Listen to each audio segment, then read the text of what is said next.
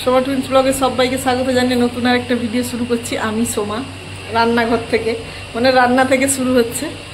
এই যে এখন বাজে ঘড়িতে পৌনে 12টা বাজে। আর এখন আমার রান্না বসে প্রায় কমপ্লিট। শাশুড়ি মা সবজি করে দিয়েছে, যা নেই। আমি বাপের বাড়ি থেকে আসতে তার পরের দিনই যা চলে গেছে বাপের বাড়ি, এই জন্য এখন আসেনি। আর এখন আমার রান্নাটা কি হচ্ছে ঝটপট একটু বলে দিই। কি হয়েছে? ঢেঁড়স ভাজা, এই হয়েছে। এটা বাচ্চাদের জন্য হয়েছে হিঞ্চে শাক, তার জন্য লঙ্কা ছাড়া তাদের বড়া, বাচ্চাদের এটা। আর ঢেঁড়স ভাজা, আর এটা বড়দের বড়া এখনো হচ্ছে। আমার বাপের বাড়িতে আবার বড়াটা এরকম খায় না, মানে গোটা গোটা হিঞ্চে শাকগুলো এত বড় বড় থাকে। আমরা ছোটবেলা থেকে এটাকে বলে আসি, এটা হিঞ্চে শাক বলে, কিন্তু আমরা ছোটবেলা থেকে বলি হিড়মিচা শাক। ছোটবেলা থেকে এরকম দিদা, এইরকম ঠাকুমা, এরা সবাই বলতো ওই হিড়মিচা শাক তুলে নিয়ে আয়, তো হিড়মিচা শাক সেই শাকের। আর এটা সেই হিঞ্চে শাকগুলোকে গোটা গোটা বেসনে ডুবিয়ে ছেড়ে দেওয়া হয়। আর এখানে আমার শাশুড়ি মা আবার সেরকম খান না, শাশুড়ি মায়ে আবার কুচিয়ে দেওয়া হয়, তাতে লঙ্কা টঙ্কা মিশিয়ে। আজকে তো শুক্রবার, নিরামিষ, পেঁয়াজ দেওয়া হয়নি। আর এটাতে পেঁয়াজও সেরকম খাওয়ানো না, এরকমই তিনি ভালোবাসেন, যার জন্য এরকমই হয়। এটা বড়দের বড়া হচ্ছে। এই যে ঝিঙে আলুর পোস্ত, শুকনো শুকনো করে।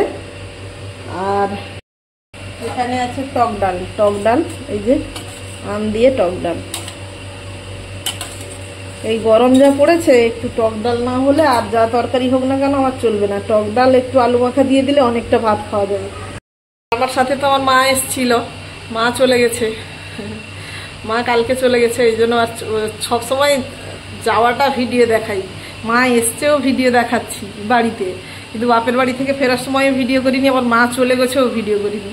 না, খুব যে কেঁদে ভাসাচ্ছি সেরকম মেয়েও আমি নই যে কেঁদে ভাসিয়ে দেবো বাপের বাড়ি থেকে এলে, মা চলে গেলে, ততটা না। তবে বুকটা একটু খালি খালি লাগে, কিরম একটা লাগে। আছে মুসুম্বি লেবু, এটা বাচ্চাদের এই রান্না করার ফাঁকে ওদেরকে রস বের করে জুসটা দিয়ে আসবো। কেউ চিবিয়ে খাবে না, যতটা মেখে চটকে জুস বের করে গলার মধ্যে ঢেলে দেওয়া যায় ওরা ওইরকম খেয়ে আমার 2 ছেলে মেয়ে বেঁচে আছে বলতে গেলে। শুধু চিপস আর চকলেটটা তারা হাতে তুলে খেতে পারে, না হলে যা দেবে কিছুই খাবে না। মাঝে মধ্যে খুব খিদে পেলে ফলটা একটু দিলে হয়তো হাতে বসে বসে চেবায়, না হলে তাও নয়। তাও আবার কে খাবে ফলের খোসা? মেয়ে আবার খোসাগুলো খেয়ে রেখে দেবে, মাঝখানেরটা অ্যাপেল হোক বা পেয়ারা হোক। আর ছেলে হচ্ছে গিয়ে ও পেয়ারার মধ্যেখানেরটা শুধু ওই যে দানার কাছেরটা পুরোটা খেয়ে নেবে, আর ওপরের স্কিনটা ও রেখে দিয়ে যাবে। মানে দুজন দু টাইপের, এই হচ্ছে ওদের খাওয়া দাওয়া। অফ আছে বাড়িতে, শুক্রবার, মানে সকাল থেকে। এই জন্য এতক্ষণে তো আমার কতক্ষণ রান্না হয়ে যেত, এই জন্য হয়নি। এই জন্য 12টার সময় আমার রান্না চলছে এখনো। যাই হোক, আজকের মতো ভিডিওটা এইখানেই শেষ করছি। টাটা, সকলে ভালো থাকবেন, সুস্থ থাকবেন। টাটা।